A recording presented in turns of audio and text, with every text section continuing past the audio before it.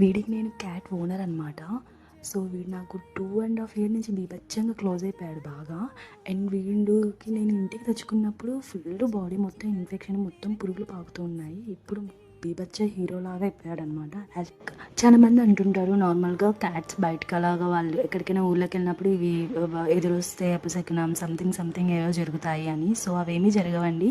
మనం ఏమైనా ఫుడ్ తినేసుకునేటప్పుడు వీటి హెయిర్ పడకుండా చూసుకోవాలి. అలానే చిన్నపిల్లలు కానీ పెద్దోళ్ళు కానీ ఎవరైనా ఎత్తుకున్నప్పుడు అండ్ ఎవరైనా పర్లేదు, వీటి నెయిల్స్ అనేది సడన్గా మనకు హ్యాండ్ మూమెంట్ ఇచ్చినప్పుడు కళ్ళకి తగలకుండా చూసుకోవాలి. ఎందుకంటే నెయిల్ అనేది షార్ప్గా ఉంటుంది, తగిలే ఛాన్సెస్ ఉంటుంది.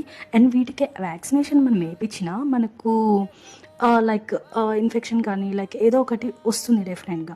సో ఈ వీటి వల్ల జాగ్రత్తలు తీసుకుంటే సరిపోతుంది, ఓకేనా. అండ్ ఆస్మా అంటారు కదా, అది కూడా ఎందుకంటే మనము తినే ఫుడ్లో వీటి హెయిర్ కానీ మనం ఇల్లు కానీ క్లీన్గా ప్రాపర్గా కానీ క్లీన్ చేసుకోకపోతే ఇవన్నీ వస్తాయండి.